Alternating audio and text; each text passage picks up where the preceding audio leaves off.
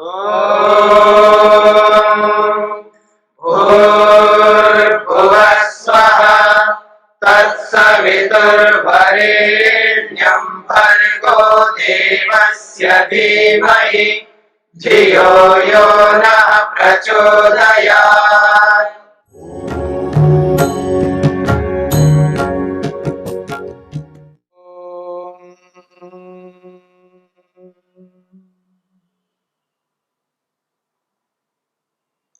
समाधि पाद के 48वें सूत्र को लेकर के हम विचार कर रहे हैं।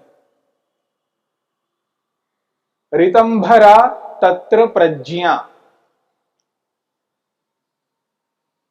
तत्र निर्विचार नामक समाधि में निर्विचार वैशारद्ये अध्यात्म प्रसादः 47वें सूत्र में स्पष्ट किया था। निर्विचार नामक समाधि की निर्मलता हो जाने पर, अर्थात निर्विचारा नामक समाधि में मन की पूर्ण निर्मलता हो जाने पर अध्यात्म प्रसाद की प्राप्ति होती है। और वह अध्यात्म प्रसाद क्या है, इस बात की चर्चा महर्षि वेदव्यास ने की है। स्फुटः प्रज्ञालोकः। स्पष्ट प्रज्ञा, स्पष्ट प्रज्ञा का प्रकाश। स्फुटः का अर्थ है स्पष्ट, जिसको आप क्लियर कहते हैं, पूर्ण रूप से स्पष्ट। प्रज्ञा ज्ञान और आलोक का अर्थ है प्रकाश। स्पष्ट ज्ञान का प्रकाश होता है, यानी जो वस्तु जैसी है उस वस्तु को उसी रूप में जानना, वह भी पूर्ण रूप से जानना। जो वस्तु जैसी है उस वस्तु को जानना, स्पष्ट जानना और पूर्ण रूप से जानना। प्रकाश शब्द यहां पूर्णता का द्योतक है, और स्फुटः शब्द जो है स्पष्टता का द्योतक है, और प्रज्ञा तो ज्ञान है। स्पष्ट पूर्ण ज्ञान होता है, वस्तु का पूर्ण रूप से स्पष्ट ज्ञान होता है। यही अध्यात्म प्रसाद है, यही स्फुट प्रज्ञालोक है। इसी बात को लेकर के महर्षि पतंजलि ने 48वें सूत्र में कहा है, ऋतंभरा तत्र प्रज्ञा। तत्र उस निर्विचार नामक समाधि में जो अध्यात्म प्रसाद होता है, वो जो अध्यात्म प्रसाद है क्या, तो यहां इस सूत्र में कहते हैं ऋतंभरा प्रज्ञा। और वो जो प्रज्ञा है, वो जो अध्यात्म प्रसाद है, उसकी एक संज्ञा है, एक नाम है ऋतंभरा प्रज्ञा। इस सूत्र की व्याख्या करते हुए महर्षि वेदव्यास लिखते हैं, तस्मिन् समाहित चित्तस्य, तस्मिन् समाहित चित्तस्य या प्रज्ञा जायते तस्या ऋतंभरा इति संज्ञा भवति। महर्षि वेदव्यास कहना चाहते हैं, तस्मिन् समाहित चित्तस्य, उस निर्विचार नामक समाधि में समाहित चित्त, एकाग्र हुए चित्त की, निर्विचार नामक समाधि में जब मन एकाग्र होता है, पूर्ण रूप से एकाग्र होता है, उस एकाग्रता में या प्रज्ञा जायते, जो ज्ञान उत्पन्न होता है, जो जानकारी प्राप्त होती है, तस्या ऋतंभरा इति संज्ञा भवति। तस्या उस ज्ञान की जो स्थिति है, उसके लिए कहा जा रहा है तस्या ऋतंभरा इति संज्ञा भवति। तस्या उसका नाम, संज्ञा, क्या नाम है? ऋतंभरा, उसको ऋतंभरा कहते हैं। अब ऋतंभरा को ऋतंभरा क्यों कहते हैं? आपके सामने संकेत किया था, जो नाम रखा जाता है वो दो प्रकार से रखा जाता है। उस नाम में जो अर्थ प्रकट होता है, उस नाम से जो अर्थ सामने आता है, वह अर्थ उस पदार्थ में यदि है तो उसको कहते हैं अनुवर्थ संज्ञा, यानी अर्थ के अनुरूप उसका नाम है। जैसा अर्थ है, जैसा पदार्थ है, जैसा तत्व है, वैसा ही उसका नाम है। ये एक तो ऐसा नाम होता है, और एक ऐसा नाम होता है जो नाम है, उस नाम में जो अर्थ निकलता है वह अर्थ उस वस्तु में कालांतर में आ जाता है। और ये जो दूसरी प्रक्रिया है, ये मनुष्यों में होती है। मनुष्यों के जो नाम रखे जाते हैं वो इसी प्रकार से रखे जाते हैं। नाम में जो अर्थ निकल के आता है वह अर्थ उस व्यक्ति में नहीं होता है, उस अर्थ को कालांतर में उस व्यक्ति में लाया जाता है। उस अर्थ को कालांतर में उस व्यक्ति में लाने के लिए वैसा नाम रखा जाता है। उदाहरण के लिए, किसी का नाम रखा है विनय।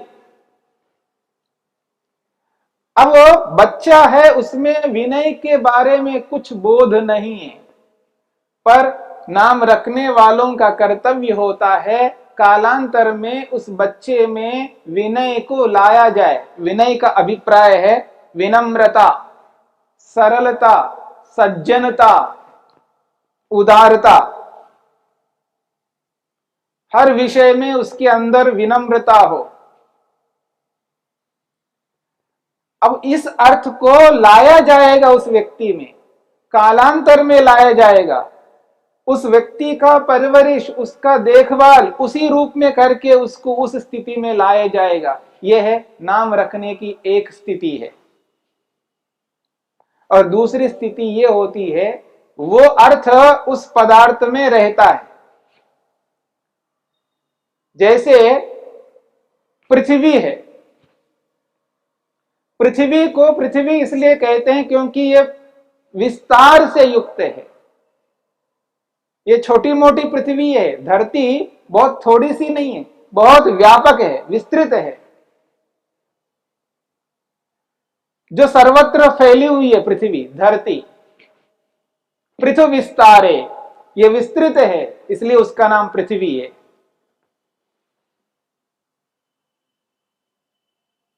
किसी वस्तु को कोई नाम दिया जाता है, हमारे द्वारा नहीं दिया गया है, ईश्वर के द्वारा दिया गया है।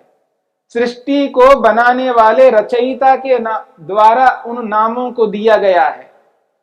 वो अनवर्त है, यानी अर्थ के अनुसार वो पदार्थ है। ऐसे ही यहां पर ऋतंभरा प्रज्ञा, इसके लिए महर्षि वेदव्यास कहते हैं अन्वर्था च सा ऋतंभरा प्रज्ञा। ये जो ऋतंभरा प्रज्ञा है, ये ऐसा ही इसका नाम नहीं है। अनुवर्था च, ये अर्थ के अनुसार है। यानी ऋतंभरा इस शब्द का जो मीनिंग है, जो अर्थ है, वो जो अर्थ निकलता है उस प्रज्ञा में वो अर्थ है। इसलिए कहा अनुवर्था च सा ऋतंभरा, वो जो ऋतंभरा है अर्थ के अनुरूप नाम है उसका। क्या अर्थ है? ऋतंभरा का क्या मीनिंग है? अर्थ के अनुसार कैसे है? तो वेद व्यास कहना चाहते हैं ऋतम, ये जो ऋतम शब्द है और भरा शब्द है, इन दोनों को मिलाया गया, ऋतम भरा, दो शब्दों को मिला करके एक शब्द बना दिया है, ऋतम और भरा, ऋतम भरा। ऋतम इति सत्यम, ऋतम का अर्थ है सत्य, सत्य कहो ऋतम कहो एक ही बात है। सत्य को ही ऋतम कहते हैं और ऋतम को ही सत्य कहते हैं। तो यहां ऋतम का अर्थ है सत्य, इसलिए महर्षि वेदव्यास कहते हैं सत्यमेव बिभर्ति, सत्यमेव बिभर्ति, बिभर्ति का मतलब है धारण करती है। वो जो प्रज्ञा है, वो जो जानकारी है, ज्ञान है, प्रज्ञा का अर्थ बुद्धि, ज्ञान। कैसा है वो ज्ञान, वो प्रज्ञा किस प्रकार की है, तो कहते हैं सत्यमेव बिभर्ति, सत्य को ही धारण करती है, यथार्थता को धारण करती है। जो वस्तु जैसी है उस वस्तु को वैसा ही जनाती है, उसके विपरीत नहीं जनाती है। सत्यमेव बिभर्ति न च तत्र विपर्यास ज्ञान गंधोपि अस्ति। बहुत बड़ी बात कही है। महर्षि वेदव्यास कहते हैं सत्यमेव बिभर्ति, वो सत्य को ही धारण करती है। न च तत्र, उस प्रज्ञा में विपर्यास ज्ञान गंधोपि अस्ति। विपर्यास ज्ञान गंध, इसका अर्थ है विपरीत ज्ञान का गंध मात्र वहां पर नहीं है।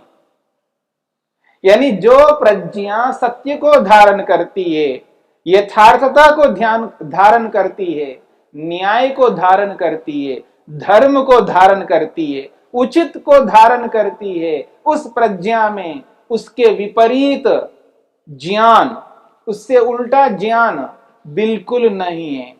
यानी विपरीत ज्ञान को, उल्टे ज्ञान को, अज्ञान को, मूर्खता को वहां धारण किया नहीं जा रहा है।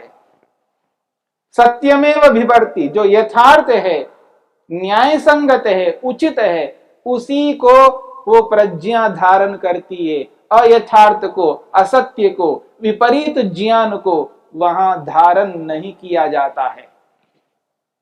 इसलिए महर्षि वेदव्यास कहते हैं विपर्यास ज्ञान गंधोपि अस्ति, वहां विपरीत ज्ञान का गंध भी नहीं है। यानी लेश मात्र गंध, विपरीत ज्ञान नहीं है वहां पर। विपरीत ज्ञान का गंध मात्र नहीं, अर्थात लेश मात्र भी वहां विपरीत ज्ञान नहीं है, उल्टा ज्ञान नहीं है, असत्य ज्ञान नहीं है, अन्याय युक्त ज्ञान नहीं है, केवल यथार्थ ज्ञान है। यथार्थ ज्ञान को ही वो प्रज्ञा धारण करती है। इसलिए कहा जा रहा है सत्यमेव बिभर्ति, केवल सत्य को धारण करती है वो प्रज्ञा।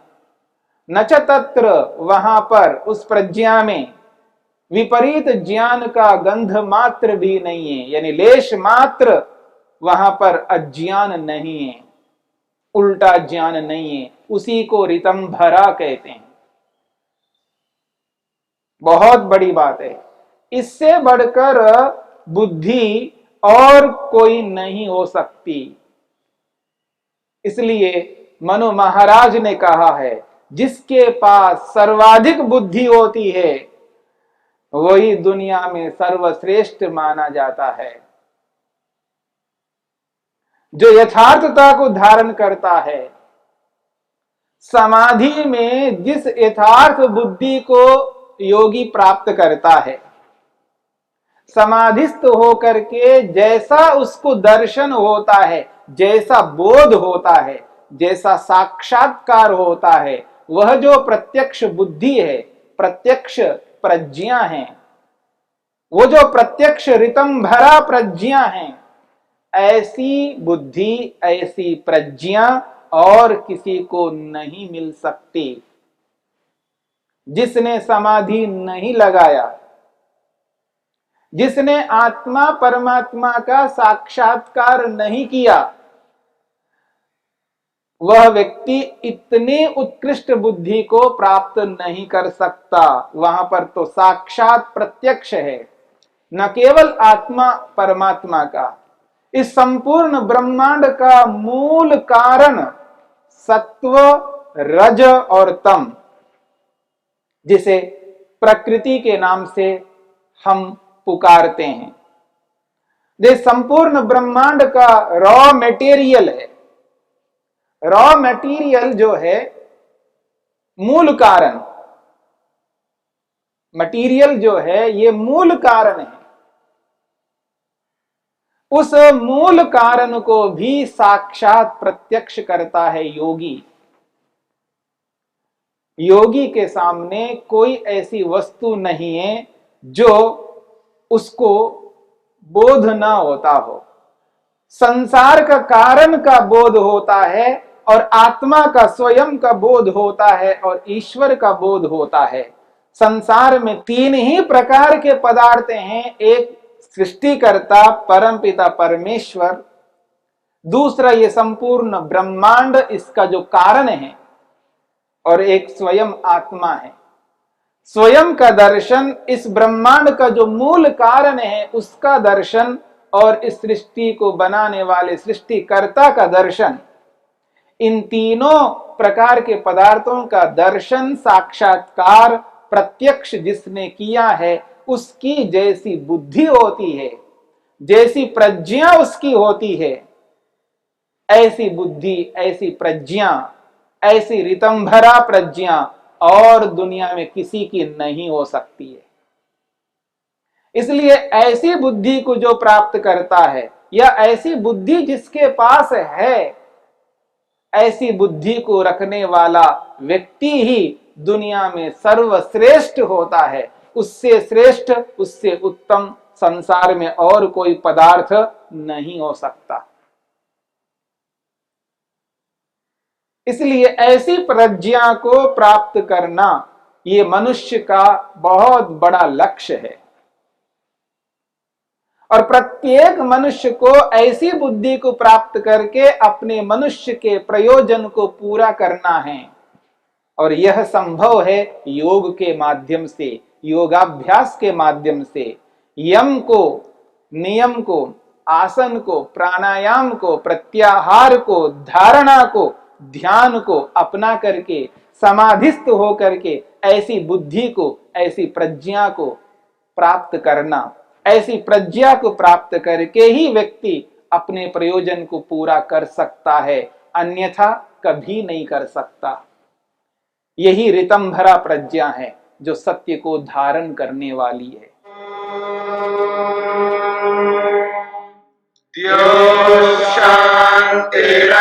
शांतिरंतरिक्षं शांति पृथिवी शांतिरापः शांतिरोषधयः शांतिः वनस्पतयः शांतिर्विश्वे देवाः शांतिर्ब्रह्म शांति सर्वं शांति शांतिरेव शांति क्षमा शांतिरेधि।